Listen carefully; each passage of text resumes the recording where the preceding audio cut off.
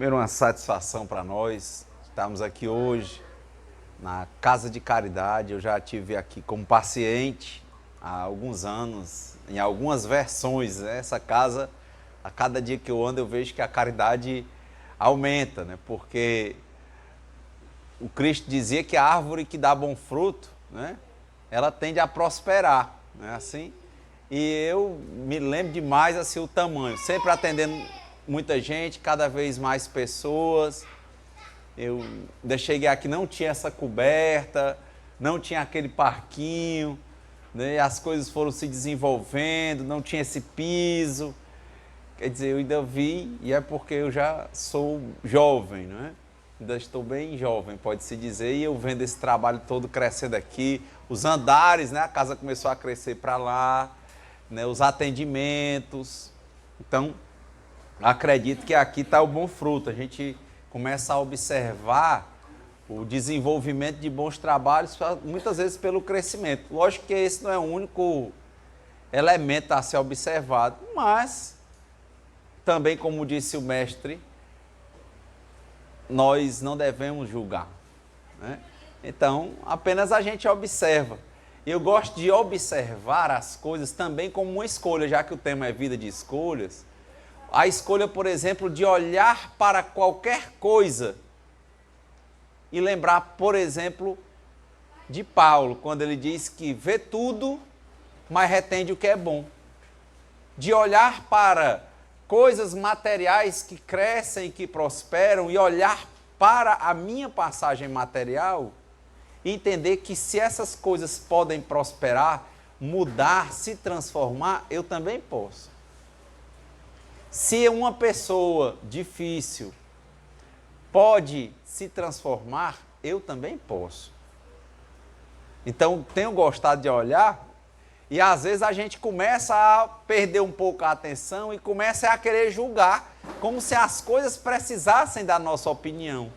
Mas não precisam. Na verdade, o que precisa da nossa opinião é a nossa própria vida. É a única parte da existência que nós podemos modificar. Por isso, ultimamente eu tenho, inclusive, aderido à oração da serenidade como uma filosofia de vida, a nível de tentar ver o máximo de sabedoria que ali pode me apresentar quando diz que o Senhor me conceda a serenidade para aceitar as coisas que eu não posso modificar, porque aí já é uma primeira escolha de compreensão, de atenção, que eu tenho que entender que dentro de todo o universo de coisas que estão acontecendo, para que eu esteja aqui agora é porque é muito importante para o universo. E isso não é falta de humildade, não. Eu sou importante e você é importante. Porque todo o universo se adapta para que a gente faça o que a gente está fazendo. Cada coisa é super, hiper importante. E por que é importante que eu tenha essa escolha de atenção para que eu possa compreender? É primeiro porque eu compreendo que eu estou dentro de todo um contexto do universo. Que lá na origem dele, para os que acreditam, tem um Criador, tem Deus, tem o todo. E nada acontece sem que ele permita. E dentro dessas questões é que vai estar o que eu não posso modificar. Era o meu nascimento, é o meu envelhecimento, é a natural mudança das coisas do mundo, como dizia o Camões, mudam-se os tempos, mudam-se as vontades, muda-se o amor, muda a confiança, tudo no mundo é mudança. É começar a fazer a escolha, por exemplo, de querer entender o aspecto no espiritismo filosófico, que é filos, é amigo da sofia, da sabedoria, para tentar usar toda a minha inteligência, que é inter, dentre, escolha. É escolher dentre. E todo dia estar escolhendo ter atenção e observar e entender cada vez melhor qual é o sentido da vida, qual é o meu sentido na vida, para que eu entenda a minha importância, independentemente da minha idade, independentemente da minha profissão, independentemente do meu status, eu sou importante. Eu fui o escolhido.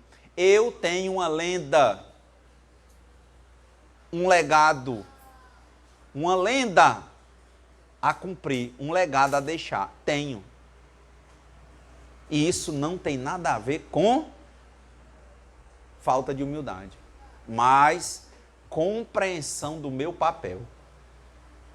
Daí a primeira percepção de que eu tenha que escolher e entender que o Criador me escolheu. E que todo mundo é extremamente necessário, como as catraquinhas dentro de um relógio, funcionando de modo sincronizado. Porque a natureza não dá saltos. Tudo é organizado. Então, o que é que eu preciso fazer? Primeiro, ter atenção. Segundo, usar a minha inteligência para escolher. Terceiro, compreender sempre. Aprimorar, alinhar, afinar o instrumento sempre. Esse é o aspecto filosófico. Todo dia está vendo qual é o meu papel e não só vendo, agindo, fazendo a minha parte. Então, quando se tem uma vida de escolhas, isso é muito forte. Porque, por exemplo, fenômenos vão sendo desenvolvidos por falta de atenção, como a codependência. Dentro de um padrão, por exemplo, ligado à autopiedade, a pessoa só fica se colocando de coitado para ser visto. Mas por que ele quer ser visto sendo coitado? Porque ele, por si, não enxerga que ele é importante. Aí ele precisa ser visto ou confirmado pelos outros. Muitas vezes a gente não consegue ser visto porque faz algo que o povo aplauda, a gente faz algo errado, olha a criança, para que a pessoa veja, porque ela quer ser vista de alguma forma. É uma carência, é uma baixa autoestima, é uma fragilidade espiritual. Outras vezes é uma codependência num padrão de conformidade, ou seja, para que eu veja a minha importância, eu preciso do aplauso seu. E isso também vem de uma carência, às vezes, desde criança, de olhar para o pai e para a mãe, se o olho do pai olha para você e diz, está certo. Só que enquanto criança era bom, só que a gente cresceu. E já não é mais hora de precisar do pai, da mãe, do irmão, do diretor do centro para dizer, está certo. Aí é o aspecto religioso, de novo, ligar-se. Religar-se consigo e assim religar-se com o Criador. Quem é que vai confirmar agora? Eu. E, consequentemente, eu vou ver a prosperidade como? Quando o Criador começar a abençoar as minhas obras. Sempre que eu estiver no caminho, eu tenderei a enxergar amor, paz e felicidade na minha vida.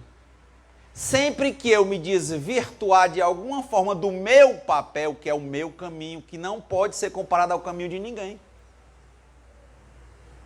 eu vou sentir dor, desespero e tristeza. Então, dor, desespero e tristeza não são coisas ruins, eles são, usando a inteligência, né, escolher dentre, são coisas boas porque são a febre do corpo. Febre não é doença. O corpo está com uma doença e o alerta chama febre. O desvio do caminho diante da má escolha vai dar tristeza, transtorno, angústia, que não são doenças, são alertas. Alerta de que, de algum modo, naquele dia, eu não fiz a minha escolha certa. E a primeira escolha que eu tinha que ter feito era, novamente, ter atenção. Ter atenção às coisas que eu não posso modificar, porque são do Criador. Como? A vida dos outros. Eu não posso. Eu tenho que viver e deixar o outro viver. Viva e deixe viver.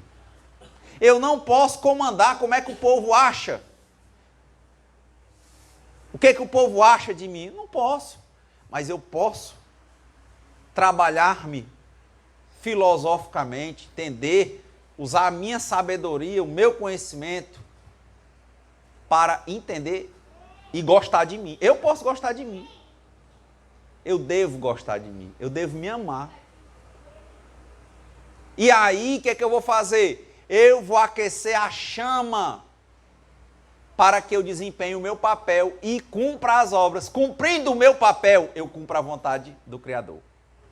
Porque eu fui criado para um papel que só eu posso fazer. Só eu.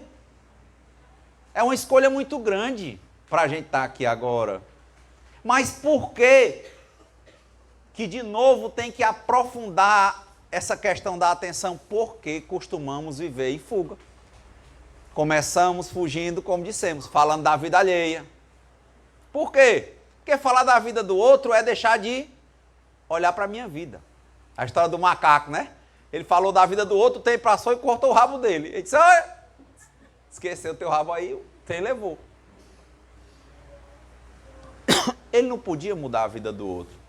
Em verdade, ele nem entendia a vida do outro. O próprio Cristo disse, não julgueis. Mas a gente tem a mania de falar da vida dos outros. Por que falar da vida dos outros? Não é isso. Não é nem a questão de facilidade. Porque o problema não é falar da vida dos outros. O problema é que por trás de falar da vida alheia está a nossa falta de compromisso com a nossa vida. A fuga. A gente não quer se ver e olha para a vida do outro. A gente pode ir atrás, quando a gente está começando a falar demais da vida dos outros, se a gente parasse, meditasse, começasse a olhar para o nosso presente, a gente está tendo alguma dificuldade que a gente não consegue resolver com a gente e a gente foge. E é muito bom. Quer ver o caminho bom de fugir? Não, é bom fugir é bebendo cachaça. É um caminho. Usando droga é outro caminho. Falar da vida alheia é outro caminho. E se eu voltar lá para o passado, ó, me lembrar quando eu era menino e menina e era legal, tá fugindo, porque o passado já passou. Ai, aquela música, tá, presta atenção, você tá doidinho para fugir, porque do mesmo jeito que é bom falar da vida alheia, para quem bebe é bom beber, para quem usa droga é bom usar, ele acha barato. Lembrar também é igual quem teve bicho de pé, já sabe, fica aqui coçando no pezinho assim, na pontinha do dedo, né? Sabe que ele não é seu. Não é bom, é até nojento, né não? Mas você gosta de sentir o dedinho ali com aquela pontinha preta, né?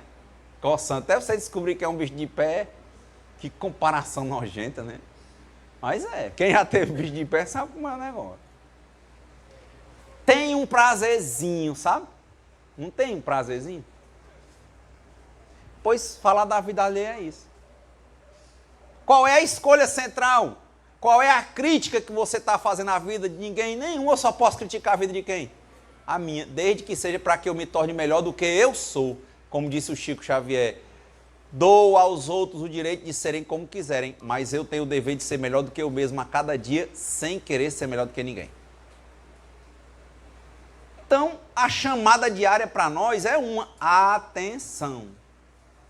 Gido Krishnamurti fala que a vida é como se a gente vivesse dentro de um quarto preso com uma serpente.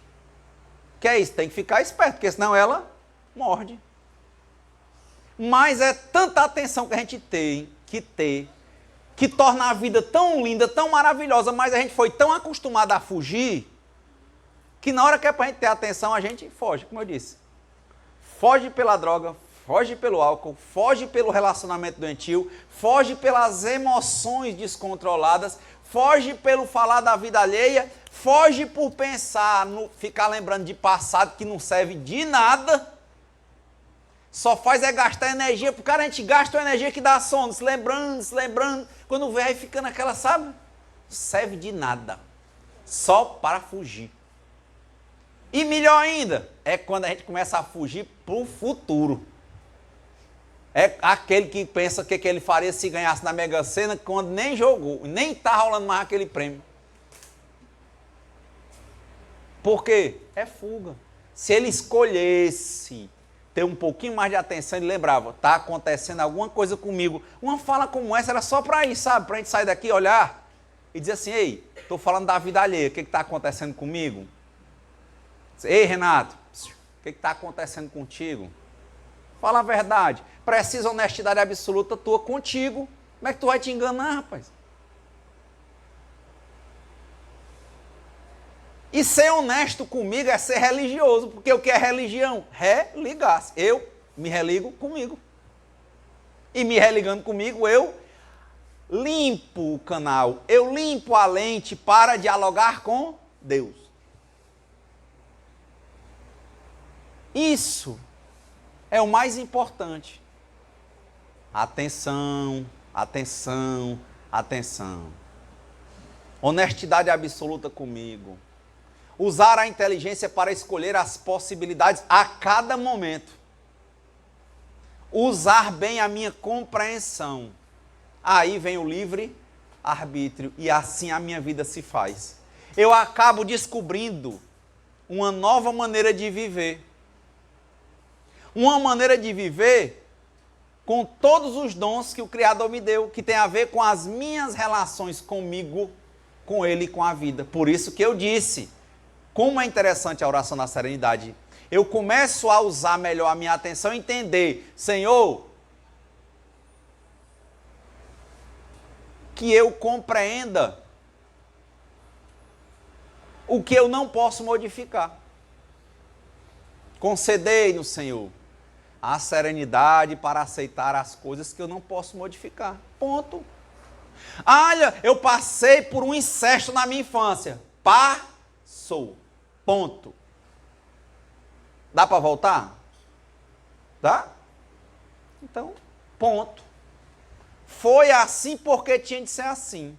Existe um Criador, mas eu não acredito em Deus, pois olhe para a natureza.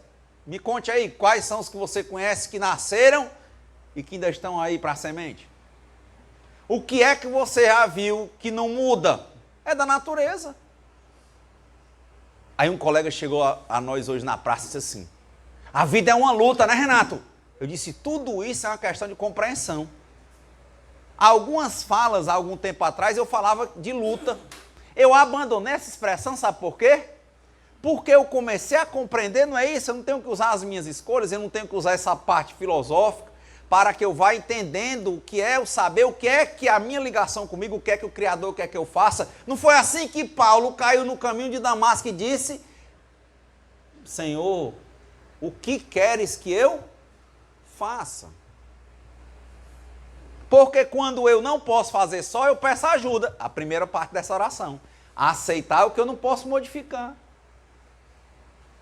E aí eu continuo exercitando a minha inteligência, que é escolher dentre as possibilidades, para sempre tentar ser melhor do que eu mesmo, sem querer ser melhor do que ninguém. Então eu falava de luta. A luta da vida. A saga, lutar pela vida. E eu comecei a pensar que a vida não é luta, não. A natureza não tem luta, ela tem um sentido normal de transformação e mudança constante. E só é luta porque eu quero ser Deus. Quando eu não aceito que existem coisas que eu não posso modificar. Aí eu quero mudar o que eu não posso e o que eu posso, que é o meu comportamento, a minha visão, as minhas escolhas, eu não mudo. Nessa hora eu vou passar para a droga, para a bebida, para falar da vida alheia. Eu vou para Deus. Um sábio que ele disse, qual é a diferença de um drogado numa engorda para um cidadão que vai todo dia para o centro espírita ou para a igreja e tal, que vive lá totalmente devotado às questões espirituais, né? O defensor, aquele que chamava antigamente Carola, né? Ele disse, não tem nenhuma. São dois homens em fuga, só que o que vive na engorda a sociedade rejeita e o que vive dentro do centro da igreja a sociedade aprova. Mas nenhum dos dois leva a sua vida a sério. Porque a vida é relacionamento e muita gente se isola. Foge por qualquer coisa, porque é muito fácil fugir. E logicamente que quem foge, corre, quem corre demais, cansa. Minha mãe já dizia, quem anda, alcança e quem corre, cansa. Vai devagar. Observa. Veja a sua relação. Evite fugir. Na hora que você vê que está fugindo do seu compromisso com o que você pode modificar, não critique a você mesmo. Não. Só olhe para você e diga assim: estou fugindo. Que a fuga cai. Ela cai no chão. Porque a gente gosta de fazer as coisas escondido. Só isso. Por isso que eu comecei a falar aqui pela porta chamada atenção. Fica atento. Na hora, de novo, que estiver fugindo, ou pelo passado, ou pelo relacionamento doentio, ou pela emoção descontrolada, só olha e diz assim: eu estou fugindo, eu estou realmente com um problema assim, assim, assim, assim.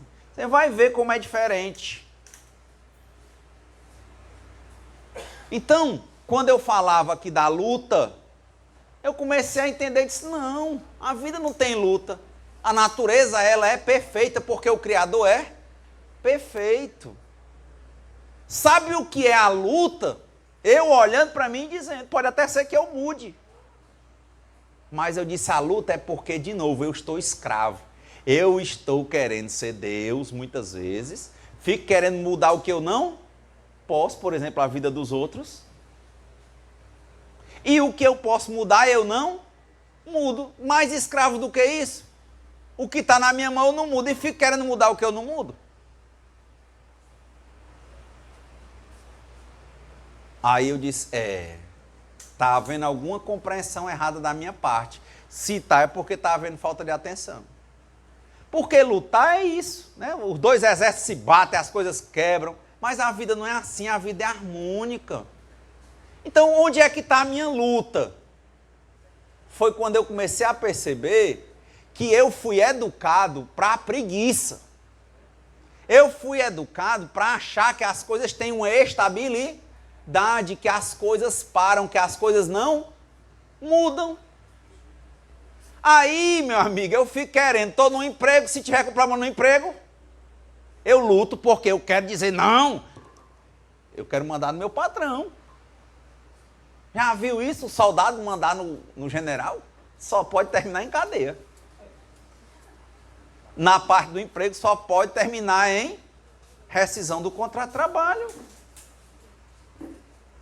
E alguns vão chamar de falta de humildade, mas era uma incompreensão. Porque ele está lutando, porque ele está querendo uma coisa fixa, mas ele não olha que as células dele estão morrendo, que os ossos dele estão se transformando, que esse rapaz e eu aqui estamos ficando com o cabelo branco. É por quê? Porque na modificação não se repete, que o nosso ritmo muda, ou seja, tudo muda. Mas por que eu estou lutando?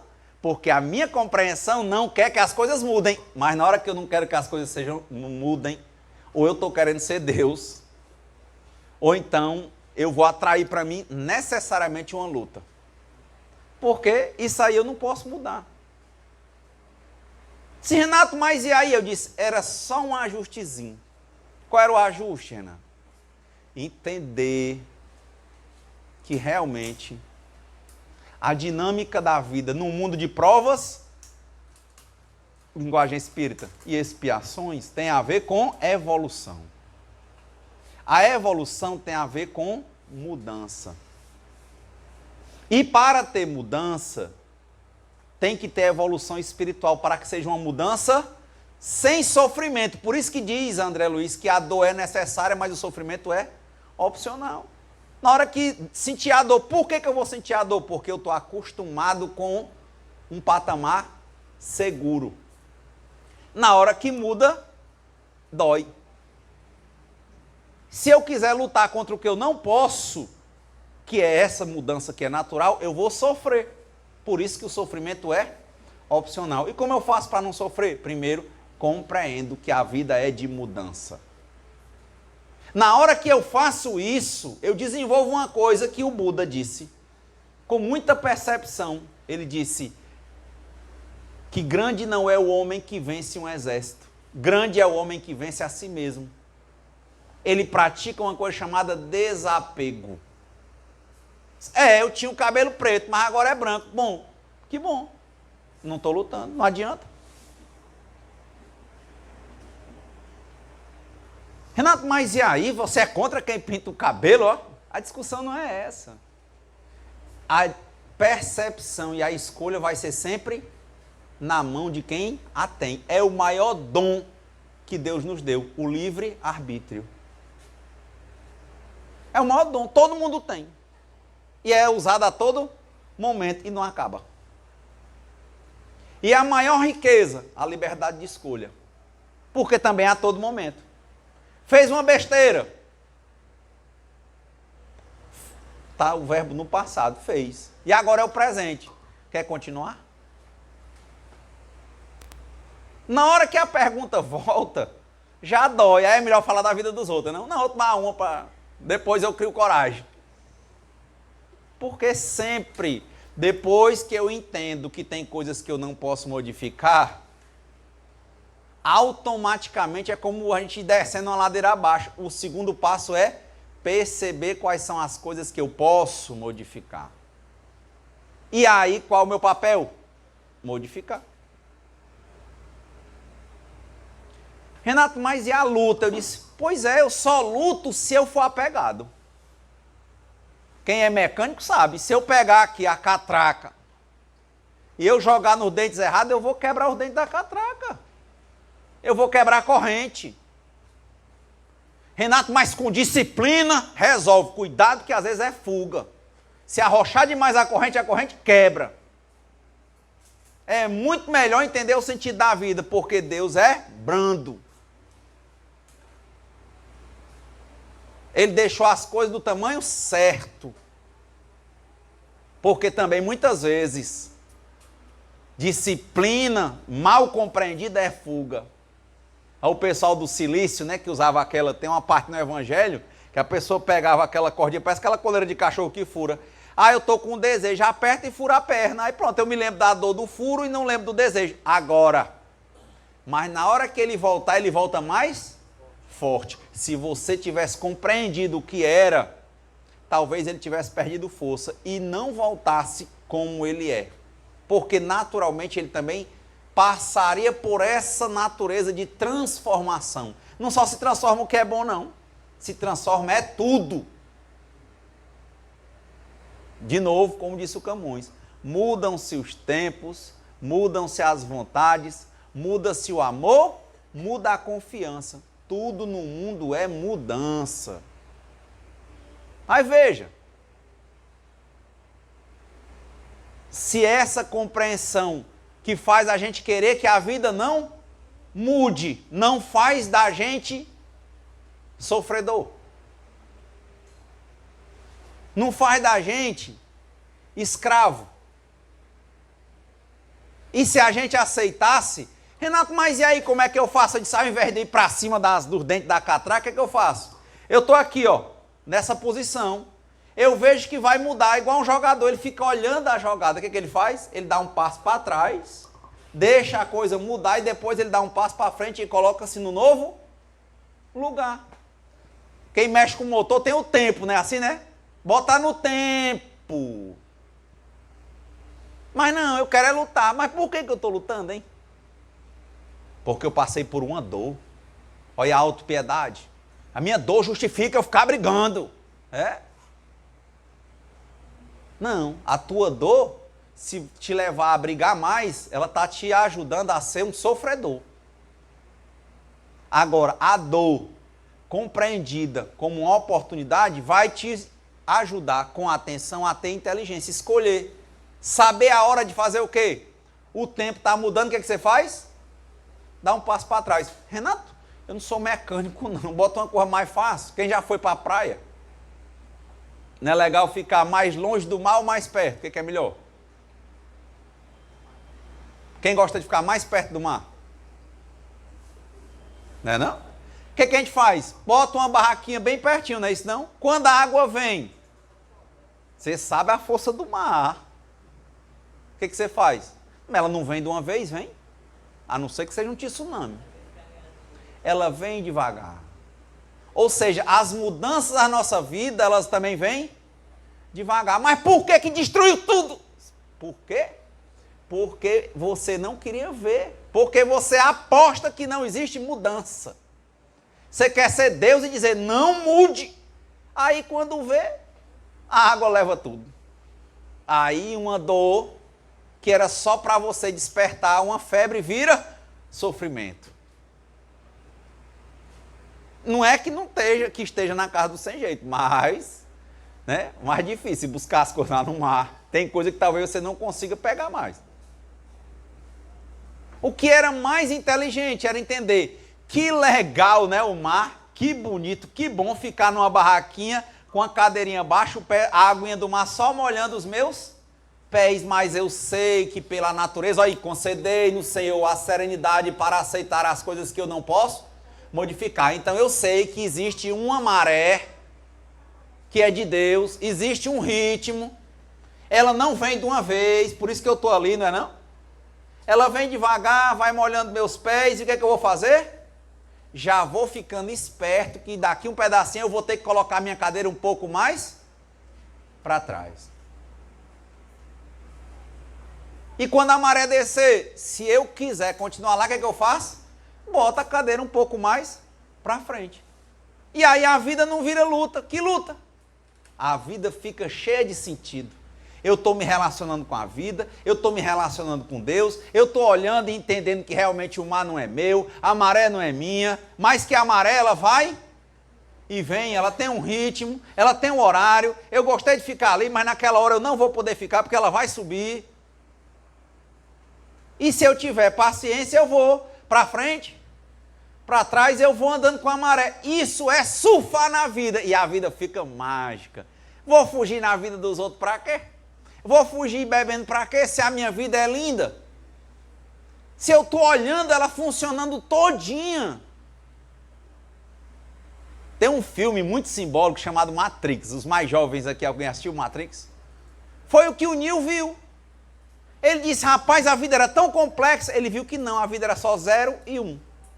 Quando ele começou a ver que era tão simples, ele deixou de sofrer. E o que ele faz? O cara deu um tiro, ele olhou e disse, rapaz, tiro, tá uma matéria se organizando, tal. Ele vê ela se organizando e só faz assim, pra cá. Ou seja, vem a bala, ele vem pra cá. Vem a maré, vai pra trás. Vai a maré, vai pra frente. Aí eu deixei de falar de luta. Pra que eu vou dizer que a minha vida é uma luta, se Deus me deu uma vida maravilhosa? E eu estou lutando porque eu estou querendo ser Deus. Escravo querendo mudar o que eu não posso. O que é que eu mais estou querendo mudar? Eu estou querendo mudar a natureza da vida, que é constante mudança. Tá claro isso? Que louco eu sou.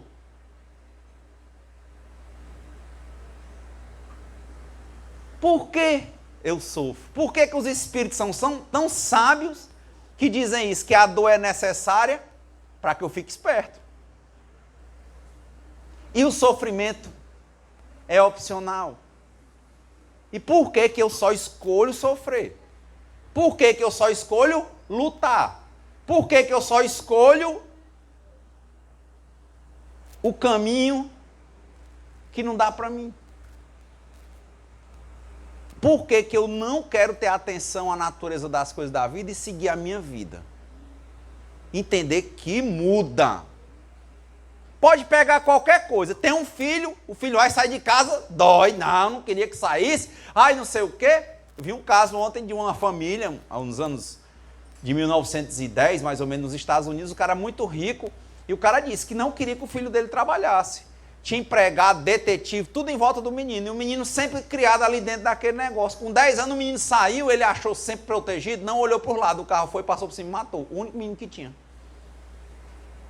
O pai do príncipe Siddhartha Gautama criou ele numa vida que ele não via, ele não sabia o que era. Velhice, doença e morte. No dia que o menino saiu, ele foi criado para ser um rei guerreiro. No dia que ele saiu, ele disse, não, eu não sei nada da vida. Ficou com uma sede de vida e o que ele deixou de ser? Rei guerreiro. Mas o que é que o pai dele quis ser? Deus. Controlar o que não pode ser controlado. É nessa hora que se sofre. Era para ser simples, mas a nossa carência, né? É muito bom a autopiedade ficar sempre lamentando, lastimando, entregando nas mãos dos outros. Também é uma escolha. Relacionamentos. Já pensou? Tão difícil você encontrar alguém para dar certo, né? Tem tanto homem e tanta mulher. Mas aí você encontra um, e hoje vários outros tipos de relacionamento, e dá certo. E acontecer. Aí o pessoal fala, ai, teve o beijo, teve a química. É difícil. Passar tempo junto. E cada vez mais dando certo. O que que a gente começa a querer? Que nunca mude. A gente vai criando cada vez mais coisas para que a pessoa fique mais presa. E a gente começa a agir com o outro, ao invés de ver a mudança, e ir trabalhando dentro das mudanças, surfando os dois juntos, a gente começa a um querer mandar no outro, porque diz, você é meu isso, ou você é meu aquilo, e ninguém, nesse ponto vai ser de ninguém, ninguém se submete. Porque às vezes você sufoca e a pessoa às vezes se mata.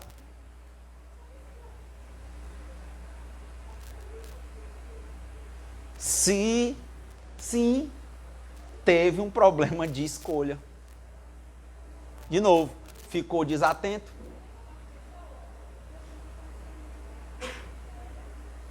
Com a desatenção, fugiu numa ilusão querendo ser Deus. Quis controlar a mudança das coisas da vida. Aí o que é que se prova na sociedade? Precisa nem comprar o jornal. Aumentando cada vez mais o nível de crimes passionais. Quer mandar no outro. Se não ficar comigo, não fica com ninguém. Mas e quando não mata? E quando está dentro de casa os dois e todos os dois viram estranhos? Porque achava que só o nome casamento ou namoro ia manter a relação. Sentam um na mesa com o telefone e o WhatsApp para um lado, o outro com o telefone e o WhatsApp pelo outro. Eles estão formalmente juntos. Na realidade, claro, separados. Por quê? Porque não estão acompanhando o quê? A mudança. Onde é que eles estão querendo segurar? No nome casamento, ó. Não, aqui é casamento, é uma coisa firme. Digo, olha esse negócio de firme. Renato, mas isso, como você viver em relacionamento verdadeiro com o outro? Olhando quando o outro está, como é que a maré dele está, se ela subiu, se ela desceu, se é hora de falar, se é hora de calar, se é hora de abraçar. Mas será que quando a gente olha para os relacionamentos, as pessoas estão vendo a mudança e estão surfando na mudança, ou estão querendo amarrar a coisa no nome?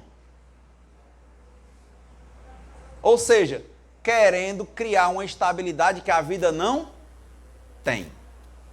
E isso gera mais problema do que solução. Fica igual aquele termo lá das garras da patrulha. Vira a dona Vá de escova. Tem mais problema do que um livro de matemática. Só ter problema, se ter problema é a coisa melhor do mundo. Desde que a gente aprenda a se relacionar com eles. Amar os problemas. Coisa mais linda que eu acho quando a gente lê sobre São Francisco, né? Que nós não conhecemos São Francisco, mas tudo eles chamam assim, né? Irmão, vem uma cobra, irmã cobra. Não é não? E pobreza, irmã pobreza. Irmã morte. Irmão problema, não é assim que São Francisco falava? Porque é um dos seres que eu vejo as histórias que tem mais maturidade sobre a mudança das coisas da vida. Sabia viver na riqueza e na pobreza. Desapego. Desapego. E o maior apego que a gente tem nunca é a dinheiro, não é a dinheiro, não é a posição. O maior apego que a gente tem é às nossas próprias ideias. Criamos preconceitos e diz que o pior tipo de vaidade que tem é a vaidade espiritual. A pessoa se porta já sabe assim, sou certo. Não sei porquê, e eu tenho falado disso, um tema me machucou. Não sei porquê, quer dizer, eu deixei aquele barulho, mas depois eu tenho falado para pensar. O caso que aconteceu com João de Deus. Porque 99,9% dos discursos eram de exclusão. Como? De exclusão. Gente, já está dizendo, não, este Senhor não é espírita. Rapaz, espiritismo, rapaz, nem Jesus era espírita. Jesus não era nem cristão, Jesus era judeu. Besteira é essa, rapaz? Ele é um ser humano que falha e que paga pelos seus. Pronto, o que é isso? Hoje estão desenvolvendo um negócio muito bonito chamado constelação familiar. Coisa mais linda do mundo, quando o Bert Hellinger fala que se você foi criado é como se sua família fosse uma constelação. Tem 10 estrelas. Você tem que manter as 10. Mas o que as famílias fazem? Alguém que errou, a família exclui. Não é assim, não. Aquele ali, não, ixi, aquele ali ninguém fala. Aquilo ali pesa na energia daquela constelação. Nós não podemos excluir ninguém. Quem lê o Nosso Lar viu o Clarence, ele dizia assim, não julgo nem condeno, meu filho. Quem lê a literatura de Alcoólicos Anônimos, de Narcóticos Anônimos, tão interessante, ele não exclui ninguém. Nem prega para o cara aí, e ele diz, quem vai te ensinar é o fundo do poço. Quando o fundo do poço é mais fundo, você vem para cá. Mas se o cara recair 1000 vezes, ele recebe 1000 fichas que ele quiser entrar. E se ele quiser não entrar mais nenhuma vez, não tem nenhum problema. Mas não vai chegar e dizer assim, você não é da minha irmandade não. Qual é o requisito para você ser um membro de Alcoólicos Anônimos? Está lá, acho que é, não me lembro, uma das tradições lá. O desejo de parar de beber. Ponto. Você quer deixar, você é meu irmão.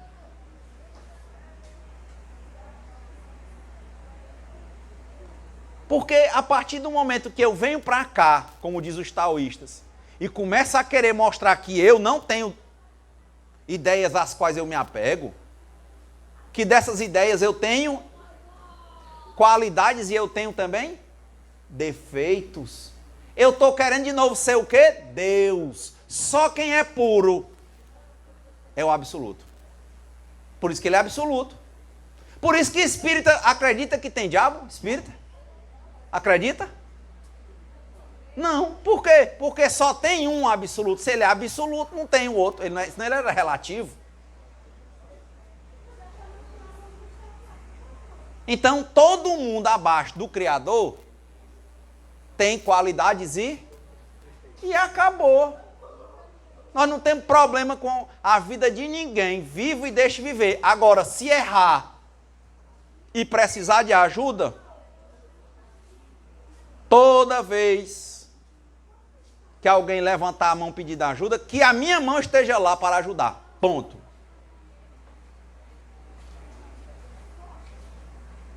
Perguntaram ao Chico, olha, tudo é escolha, mas as escolhas partem antes de compreensões. O Chico Xavier disse que andava muito em cárceres. E uma pessoa chegou e disse assim, Chico, lá deve ser cheio de obsessor, né, Chico? Só bandido, né, Chico?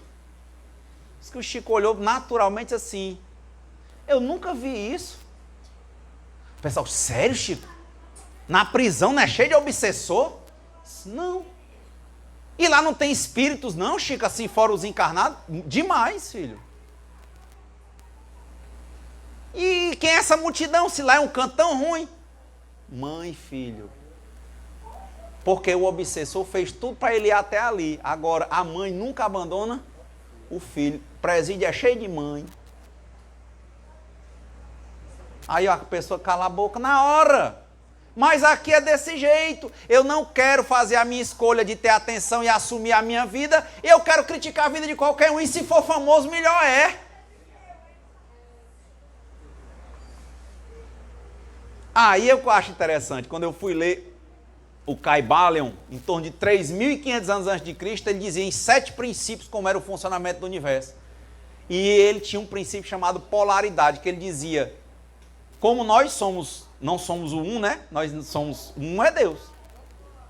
Todas as verdades são meias verdades, ele diz. Todos os lados têm opostos. Então tudo que você disser que é ruim, pode chamar e dizer assim, mostra o seu lado bom. E tudo que você achar que é bom, diga assim, mostra o seu lado ruim que tem. Mas quando eu venho ser excludente, primeiro eu estou querendo ser Deus. Segundo, eu estou descumprindo a sugestão do Cristo lá em Madalena. E terceiro, eu não tenho caridade nem compaixão nenhuma.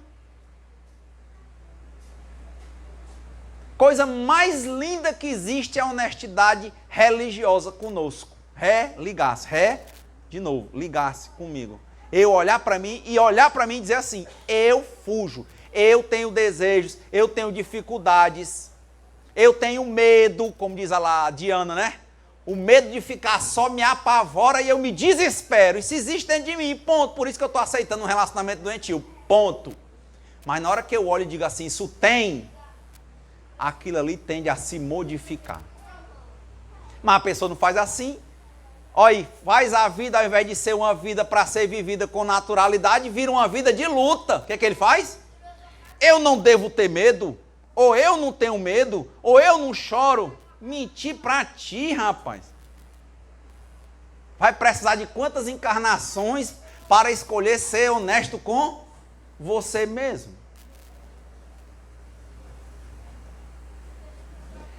Esse momento, para nós, é muito festivo. Porque às vezes o tom parece, né? Olha, parece que está brigando, né? Mas é para ser exatamente o contrário. Para a gente entender novamente a vida como as catracas funcionando em harmonia. Mas entendendo que elas precisam estar daquela forma para que haja movimento. Coisa do Bert Hellinger que eu disse.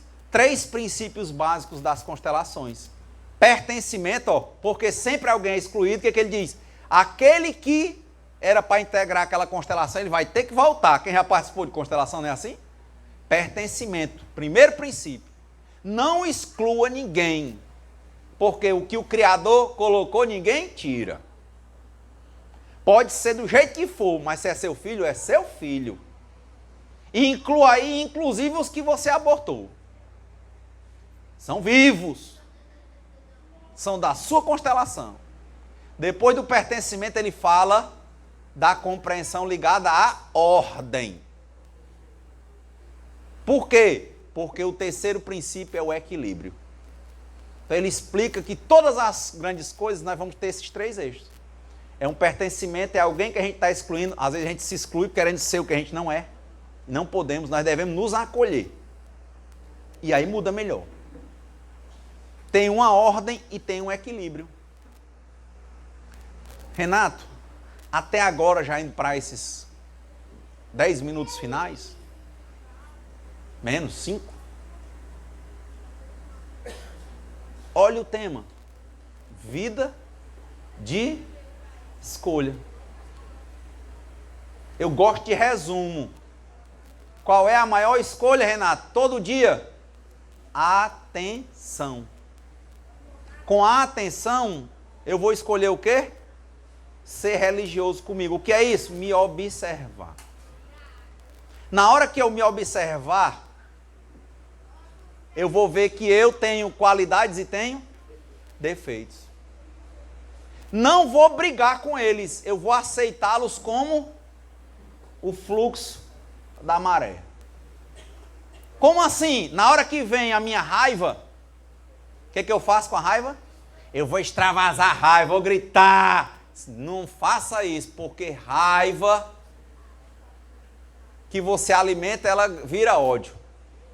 Renato, mas eu fui no psicólogo e disse que eu tenho que botar para fora. Eu disse, botar para fora é dizer assim, meu amigo,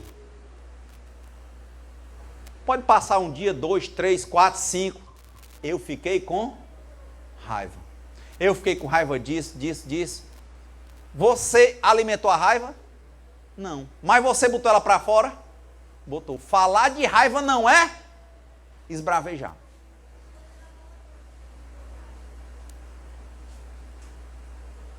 Sabe, tá vendo como a escolha de compreensão ela é fantástica? Lutar é diferente de compreender.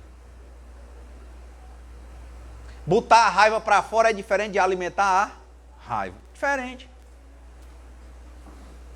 Então eu tendo atenção, vou usar a inteligência, vou ter melhor compreensão, vou usar o meu livre arbítrio. E vou poder usar essa oração da serenidade fantasticamente. Deus, conceda-me a serenidade para aceitar as coisas que eu não posso modificar. Coragem para modificar as que eu posso e sabedoria para perceber a diferença. A diferença entre o que eu não posso modificar e o que eu posso, para que eu haja. Outro dia outra pessoa me perguntou assim, Renato, mas um centro espírita vem falar que é um espírito, rapaz. Vem falar que é o obsessor. Você é o obsessor. Porque a rádio que toca brega dificilmente vai tocar funk. Se a sua sintonia está negativa, é a porta que ele entra.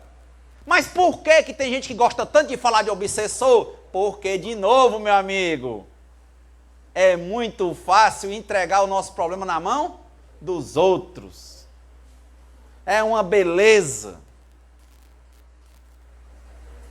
É um negócio tão poderoso que quem pratica isso não tem como não ser humilde, porque é uma coisa de uma relação tão nossa com a gente mesmo e Deus,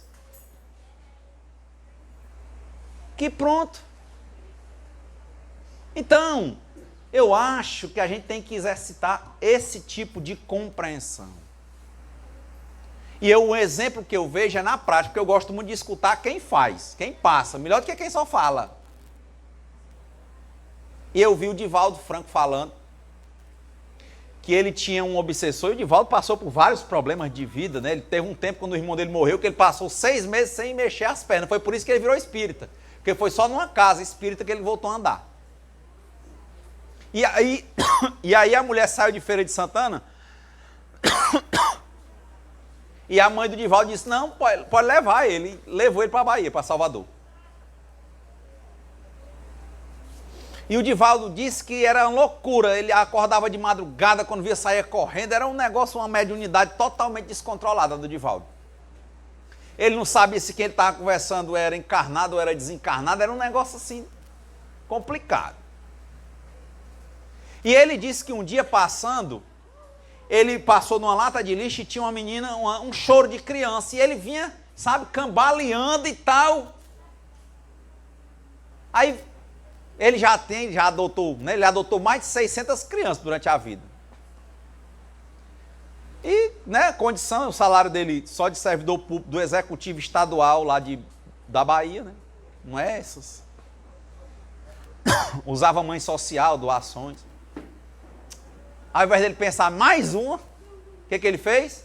Ele não titubeou, ele só fez voltar para a lata do lixo, viu lá uma criança. Na hora que ele pegou a criança, o pensamento dele, porque os espíritos, eles conseguem sondar os nossos pensamentos.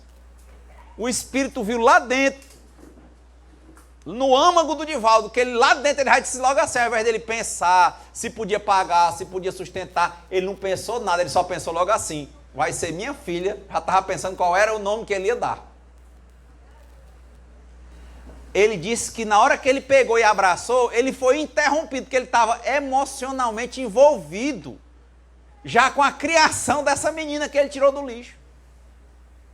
Ele foi interrompido por uma imagem que apareceu chorando aos prantos. Era o espírito, suposto obsessor, chorando, dizendo, era a minha mãe, na última encarnação. E foi jogado na lata do lixo. E o espírito viu que realmente ele ia ser o pai da menina. pediu perdão, disse que dali ia ajudar. Ou seja, como é que eu posso ficar vindo para centro espírita reclamar de obsessor? Se eu sou obsessor, a minha atitude, talvez, a minha escolha não está adequada, não está. Agora, às vezes, eu vier para cá e ficar sempre transferindo, porque o pior problema é a falta de atenção, cara. Eu acho. Então, falar do que eu estou falando, eu acho que tem muito mais de espírito do que tudo que eu tenho visto por aí. Sem desmerecer nada nem ninguém. Porque o Espiritismo nos chama para a responsabilidade.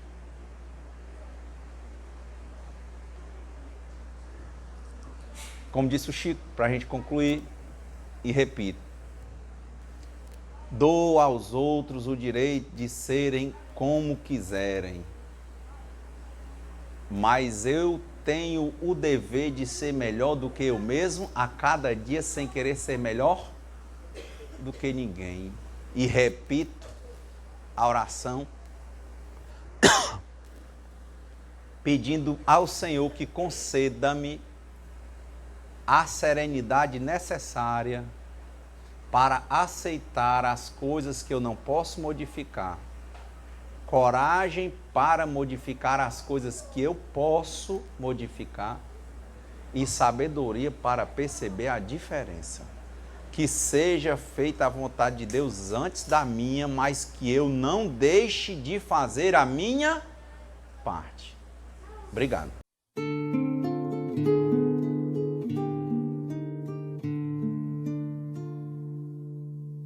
Senhor, fazei-me instrumento de vossa paz. Onde houver ódio, que eu leve o amor.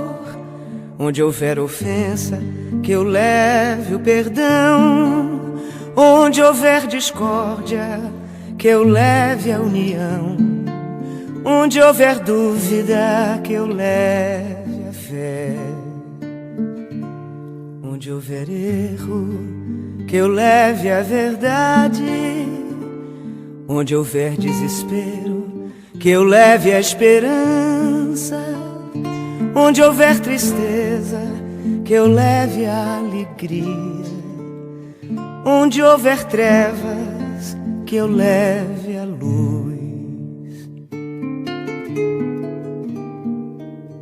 Ó Mestre, fazei que eu procure mais consolar que ser consolado, compreender que ser compreendido, amar que ser amado, pois é dando que se recebe, é perdoando que se é perdoado, e é morrendo que se vive para a vida eterna.